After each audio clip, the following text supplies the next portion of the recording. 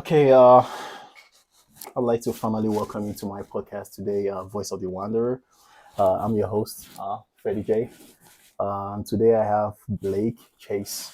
It's nice to have you today, bro. It's good to have you, man. Yeah. Could you introduce yourself real quick to us, please, so we get to know you?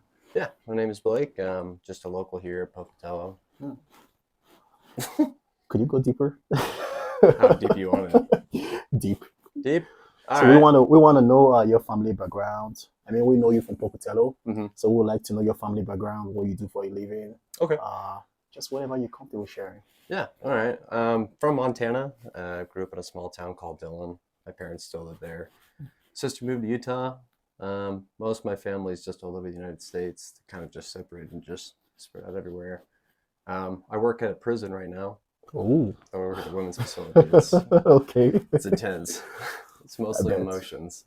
Dealing with emotions. Can't be good with your voice or words, stuff like that. That's nice. Is there anything else you do? No, there's really nothing else. I just work and go home. You just work? Yeah. Do you have a military background? Do you have family who served in the military? No one in my family really served. Most of my parents were law enforcement. My brother-in-law was law enforcement. My sisters, no. So I kind of took that after the military. I was like, okay, I should probably follow my parents' footsteps and put my foot in the door with corrections. That's nice. Served 5 years in the Army, and served on my last year in the reserve status. So you're still serving right now? Yeah. I'm pretty sure you're wondering why I asked, though. You see the stash? Yeah. It's like a military thing. Then the tattoos also. I'm like, he has to be in the military, at some point. That's nice, though. You served in the military. Did you go to college? No, I never really went to college. It was never really something for me. I thought about going to something called Sonora Desert Institute. It's like a gunsmithing class. So I thought maybe I could use that as a side gig, but I never really saw education to be, wasn't something I wanted to pursue. Yeah, that's totally fine, though. Like I tell everyone, school is not for everybody. Mm-hmm.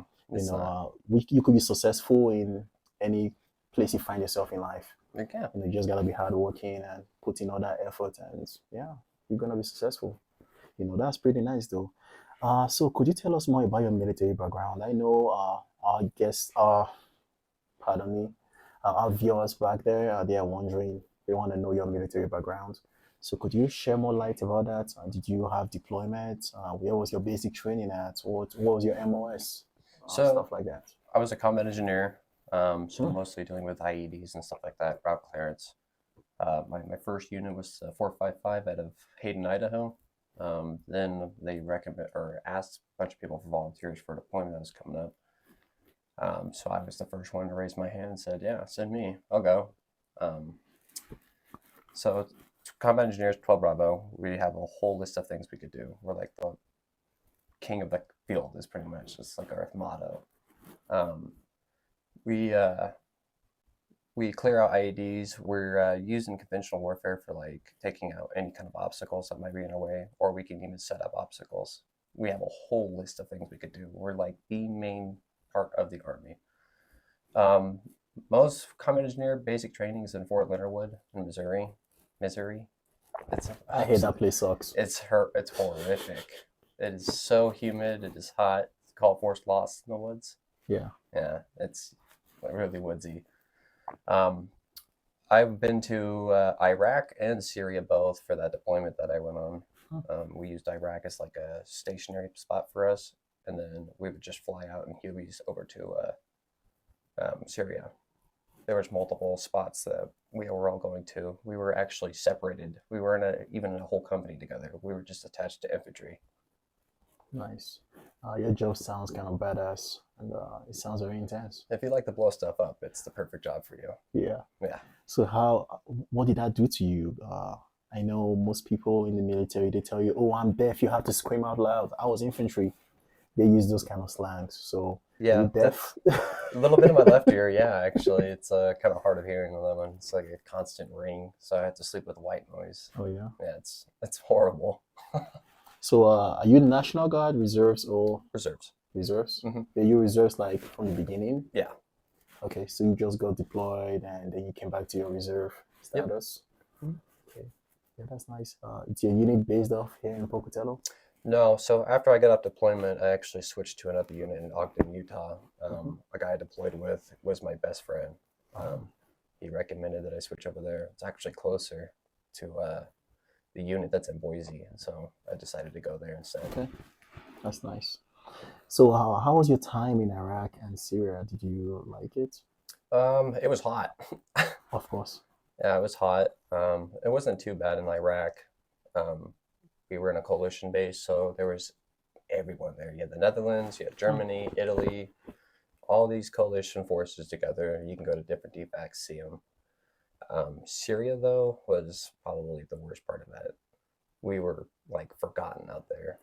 Um, we didn't have any form of food. So, you know how they tax you Yeah. for your food? They were doing that and not giving Oh, us you food. get taxed for food Yeah, they'll on tax you for your food. deployment? That's a lie when they say that you're not taxed. They I, give you like a hmm. reimbursement, which isn't even as much as they take. Because when yeah, back in the day, I hear people brag. They're like, "Oh, go on deployment. You don't get taxed." So that was a lie. That's a lie. Wow. And also, least I forget to mention, this podcast doesn't represent the Department of Defense in any way, shape, or form. So whatever we say today is just our opinions and what we feel. Just like the podcast say, wander. We are wandering and we're trying to figure out stuff for ourselves. So I got to say that real quick. So back to your deployment. How long was your deployment? It was 11 months. 11 months. Mhm. Both Hmm? both deployment. No, it was all one deployment. One deployment. It Or was you all moved one. from one location to the next. So we weren't allowed to be in Syria for more than a month, Hmm. weirdly. So they'd reset us. So we'd go there for a month and then they'd pull us back into Iraq and we could leave the next day. So we would just pack your bags and then pull out what you need for the next day and then go back. Nice, nice. So did you like it? I mean, you mentioned it was hot, it was humid. Do you miss it?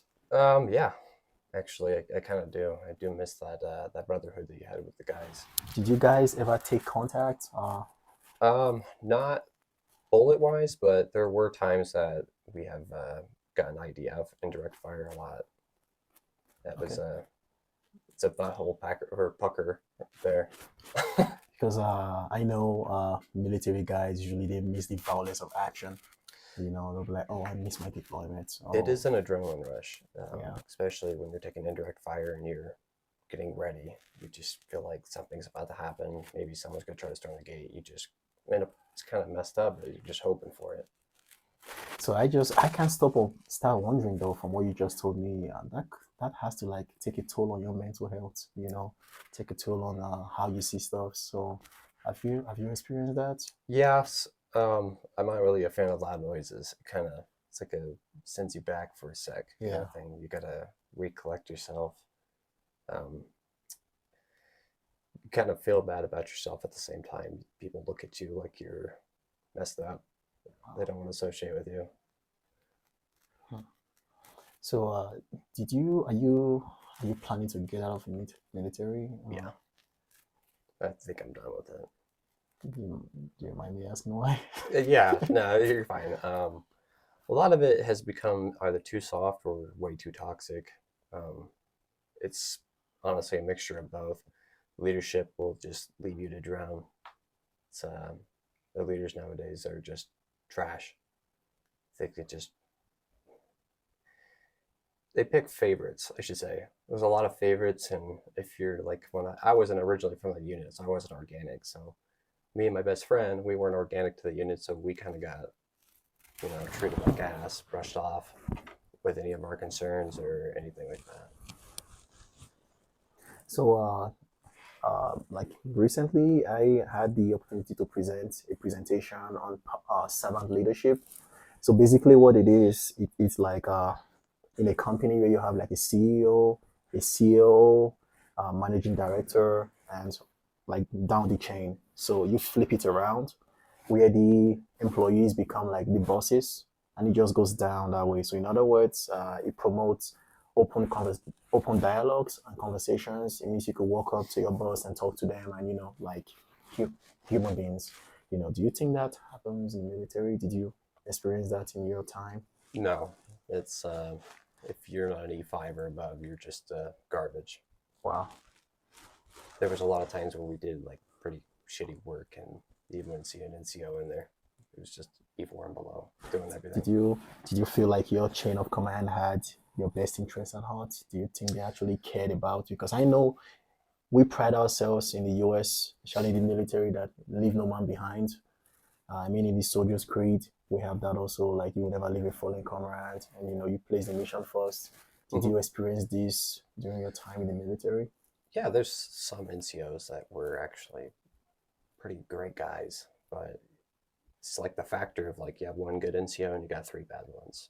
So one good one isn't, can't do much when there's three of them that are negative towards you. So, I mean, yeah, we would get close with some of our sergeants that were good, but there'd be those who would try to cut that off, saying that we're getting too close. You can't be friends with the Joes. You can't have any kind of interaction that isn't work related. That's interesting. So what's your rank? What's your highest rank you've attained in the military? A specialist, E4. E4? Mm-hmm. Okay, so that makes more sense now. So your non-commissioned officers kind of segregated themselves from you guys, and they made you guys feel like you guys were inferior. Yeah. That makes a lot of sense. I mean, in every workplace we have that happen. Where we have like a group of people and they feel like they are the bosses, so they don't get to chill or they don't get to talk to the junior employees because they feel they are on like a whole different level. So I think that actually makes sense though. So let's transition from your military career to your civilian career in the prison. I'm excited to hear about it. It sounds very interesting. It sounds very dangerous. I watch a lot of prison movies, so I've seen and heard a lot about prison stuff. I've never been to a prison, thank God, but we have you here to enlighten us about what you do. So could you tell us about your time? Prison is nothing like what you see in the movies. Really? No, it is nothing like it. Well, some might be, but the ones that I've been to a few of the facilities here in Idaho. I've been to male and female. I work at the female one here. You work in a female prison? I work in a female prison, so I do with females. A lot of this, the reason why someone would get fired from a female prison is mostly from compromising with some of the residents. So, like passing notes or something like that. Say that again? Like passing notes. Oh. Like getting a romantic relationship. I don't know why any of them would want to do that with a convicted felon, but that's on them.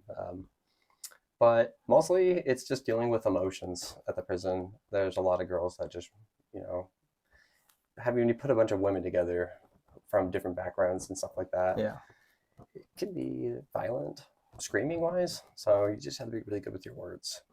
The men's facility is more where you want to watch your back. They're the kinds. They'll pop you, huh? Mm-hmm. There's a bunch of there's gangs in the facilities, and then there's like a certain one. They're called SVC. They're severely violent criminals, and their only enemy is just COs. Wow. So they will do anything and everything. So you're the target. You're the target. Are prisoners allowed to have mobile phones, like telephones? No. So they have like we call it a JPay. It's like they could do like send video messages on the phone. Everything is monitored and recorded. So if they're like trying to push something into the prison, we can catch it there. But they can do like video calls with family. Of course, everything, like I said, is recorded. But how about phone calls? They can do as long as they want. Recorded too? Mm-hmm. Oh, I didn't know. Mm-hmm. Everything's recorded. They could do it as long as they want, as long as they have like a account with money on it. And they can talk for however long the call is or how much they have in their account. So I've heard these rumors. I mean, I'm on TikTok, so I see this, like there's this app that prisoners use to it's like a dating app getting people on the outside. Yeah. Talk more about that. So there's actually quite a few of our residents who, like I was talking about the JPay thing, so they're hustling in there. They're making money. Yeah. They're making more money than us. And respect. Through desperate men, they're talking to them and they'll put money in their accounts for them. And they'll for some reason, we allow we have like a little ticket they can give us. And then they can take a camera, go take a picture of themselves, and it'll be reviewed, printed, and then given to them so they can mail it out. So it could be a naked picture? No. It's Okay. reviewed. It's Okay. reviewed first, so they're not allowed to do that now. But they'll send it to these guys, and these guys will send them money. Hmm. And so these girls are like making money, like A lot of buku money. bucks. They're rolling in dough. So they just buy a bunch of their commissary. They just live the life. That's what's up. That's nice. So let's transition a little bit. You've been in the military, like you stated already, and you're doing a wonderful job right now in the women's prison. You're a CO, correct? Yeah. What does that mean? Corrections officer. Corrections officer. Okay, so what's the pathway into being a correction officer? It all starts with just applying at your prison, and then they'll come and talk to you, and then you'll have an interview. Then you go through an extensive background search.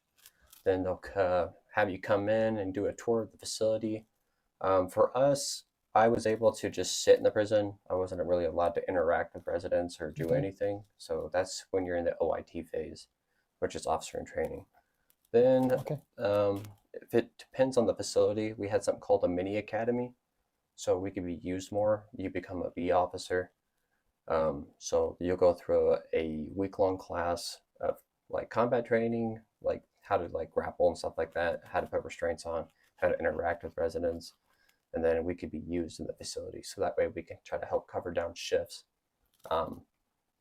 Then you have the academy.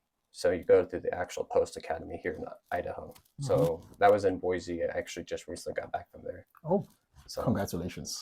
Thank you. But it's a month long. It's step by PowerPoint. Wow. It's horrific.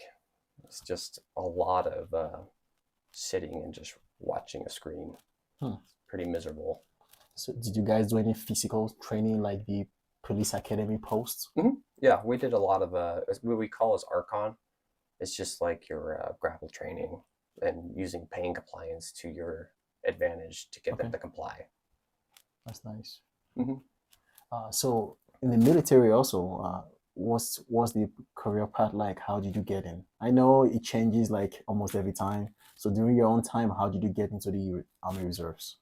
Let's see. I was 18 years old. I was getting nowhere in life, and I didn't see.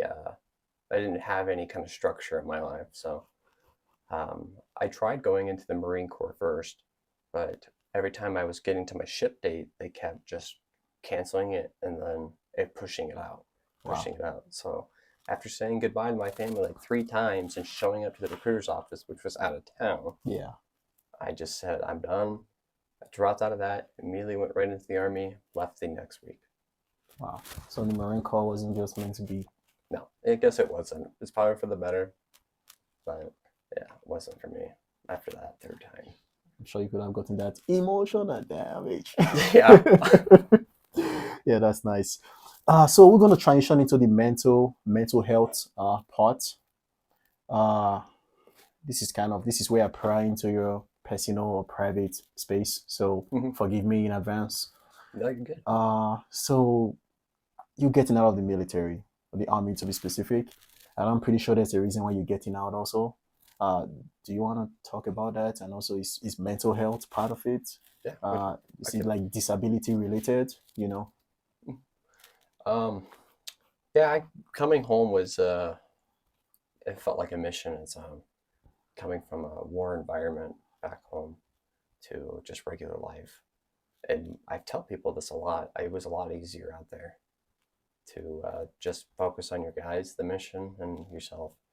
Here you got to worry about bills. You have to worry about family, social time, making it to work on time, all that kind of stuff. It seems overwhelming because when you leave, nothing stops.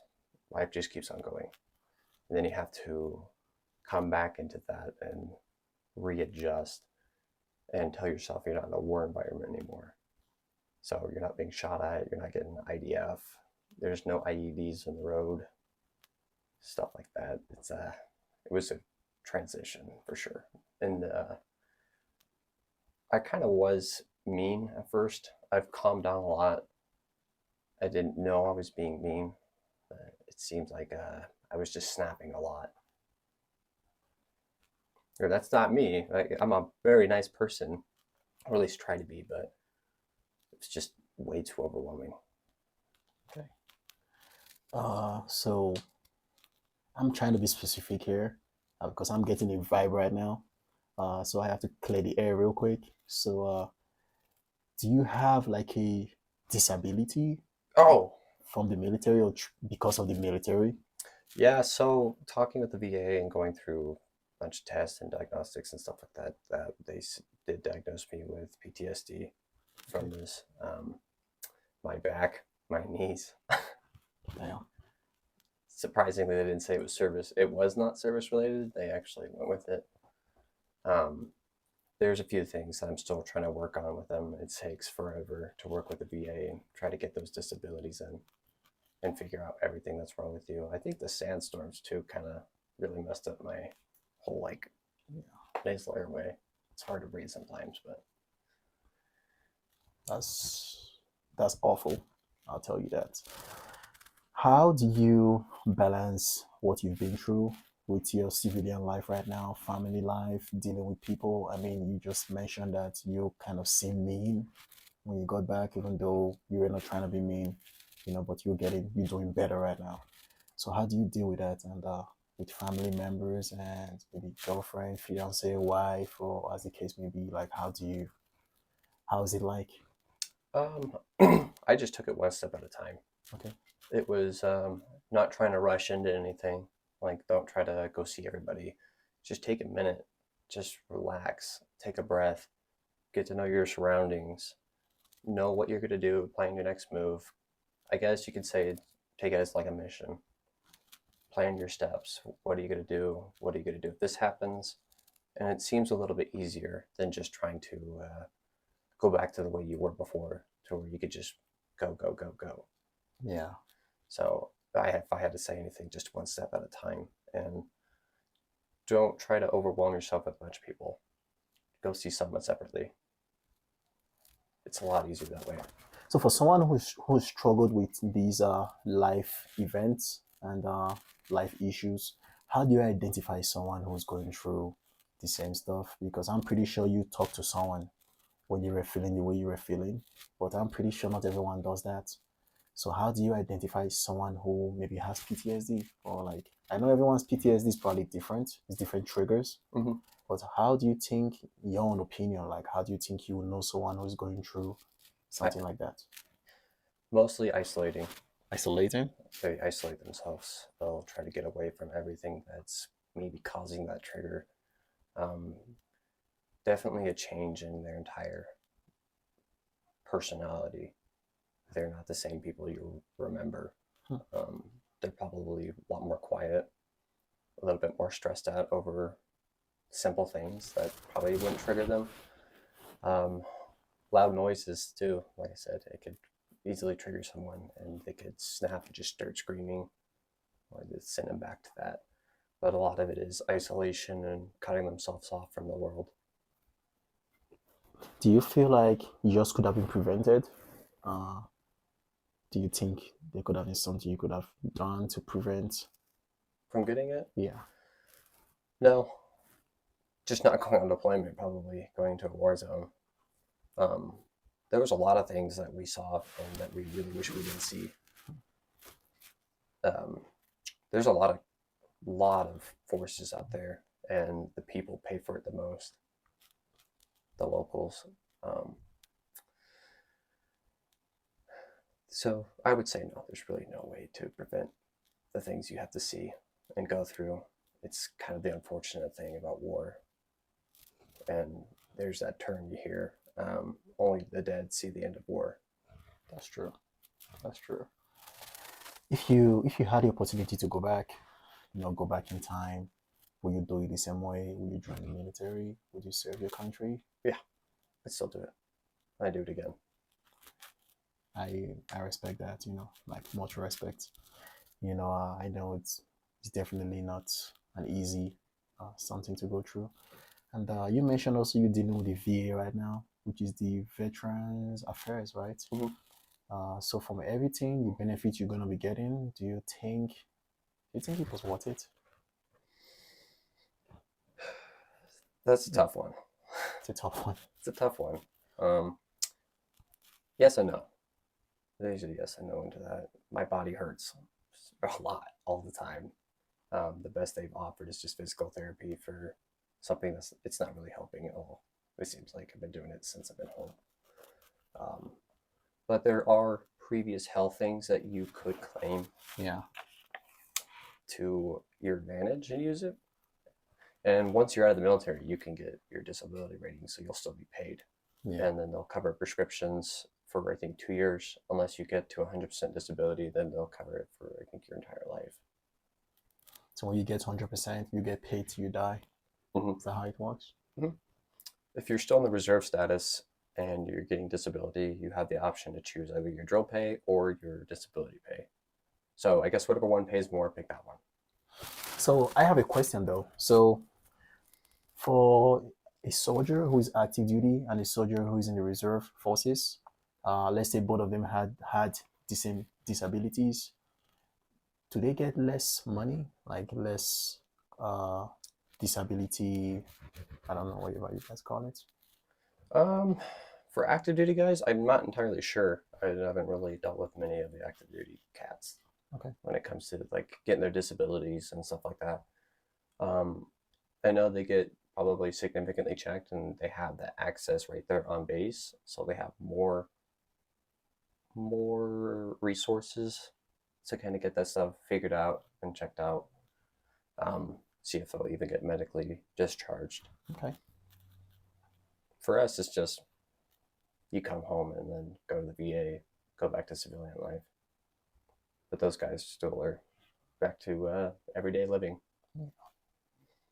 Do you think these you know risk hazard, like I would like to call it, or occupational hazard in the military, do you think that's contributing to the drop in recruitment recently? Because I've done my homework and I saw like the recruiting has dropped like 25% in the last 12 months, and it's really affecting the United States military forces because we have an advantage, one, because of our numbers, not just because of our technologies. We need those numbers too.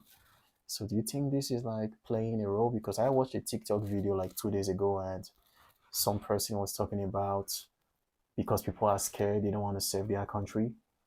And some people said because of the toxic leadership also in the military, they don't want to serve their country. And some people said also the pay is just too small. In your opinion, what do you think is going on? The pay is crap.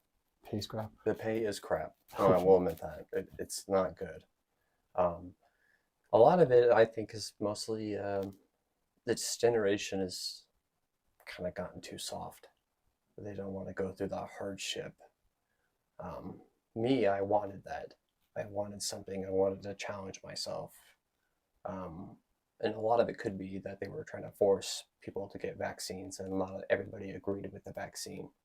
So that probably played a huge role into it. I think they actually just dropped that. They don't have to get that vaccine anymore. I think so. But even back then, before I enlisted, I would hear all the time about toxic leadership, and I was still willing to go and take on that challenge. I actually had a goal for myself that I wanted to try to go through the ranks and become a leader myself, maybe make a difference in some people's lives, be that leader that they want and need. I admire that. You chose this life, and it's our hope that more people choose this life for themselves. I mean, I don't wish PTSD for them, but it's our prayer and our hope that they, enjoy their military service more than you did yours. You know. So what would you have to tell the people out there about the military, about your civilian job as a correctional officer? Uh, do you think both of them very rewarding? Do you think that came together to mold you to be the wonderful man you are today? What do you have to tell people out there? Because I'm pretty sure we have people out there who are wondering, they don't know what they're gonna do with their lives. They're just at home playing video games and stuff like that. And what do you have to say? If you don't feel like you have a path in life, then I do suggest the military. Challenge yourself, be better, make that move in your life, because if you don't do anything, you're just going to go down and you're not going to amount to anything. When I enlisted, I knew that there was a possibility of deploying, and I was okay with that. I was ready for it. It was a mental preparingness of, you can't really prepare for it, but you can somewhat prepare yourself, because once you step foot out there, you don't know what's going to go on. It's life or death. That's true. But get that brotherhood. You'll make some amazing friends. You'll make amazing memories. No matter where you go, you're going to have hard times, and you're going to deal with really shitty people. And honestly, it's just part of life. You're not going to get around it. So I definitely would suggest the military for a lot of people. It could make them a little bit harder. Hopefully not so toxic, because some people do come out that way. They think they're better than everybody. There's that running joke about ROTC guys. You better respect me, I'm an officer. But yeah, no, do it. It looks good on your background.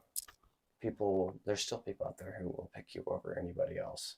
Because of your military background. Mm-hmm. Your honorable service. Yes. And then prison work's not bad. I actually kind of enjoy it. I would, it does feel very rewarding, actually, because our warden will come down and she'll tell me about all the good things she's been hearing about me. I've gotten a few challenge coins from it already. It's just like, wow, it's crazy that I went from this environment to a prison environment, to where I should be on my watch all the time and just my coworkers. You just like the violence, huh? Yeah, I do. I like danger. You like danger. I really like danger. Good to know. But the coworkers, they're amazing. They're super supportive. There's a lot of veterans in there too that are in that field of work. Yeah. So I can relate to people. People who know what I've been through and what I've done, I can talk to them about it. And I don't, when you talk to a regular person who's never served in the military, you try to make these jokes because the military has a super dark sense of humor. True that. But these guys you can joke around with, and it kind of brings that part of home back in your head that, this is my clique. This is who I want to be around. These are my guys. That's awesome. So is there a special person in your life? We're going into the fun part. Oh.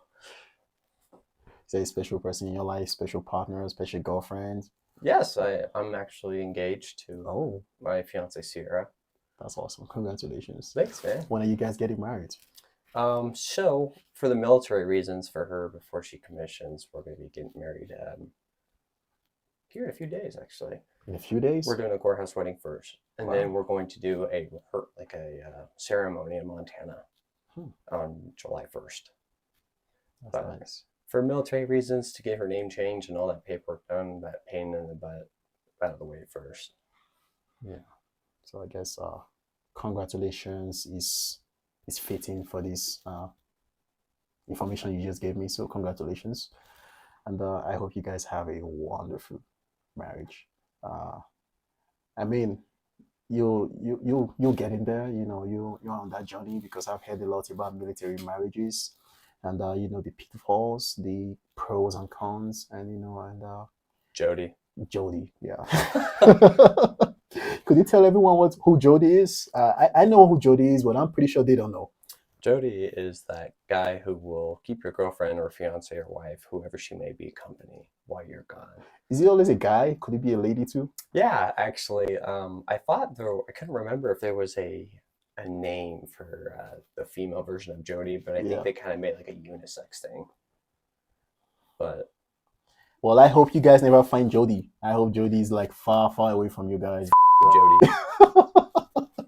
Anyways, it was awesome to have you today, Blake Chase. And no offense though, like my first dog, I had a lab for my birthday, and his name was Chase. He was a bad dog. Oh, he was a lab. Like he would jump, on top of the kitchen counter, and he would dip his mouth into the pot, the cooking pot. Like he would take your meat and all that stuff. Like he was he liked violence too. Like he liked the danger.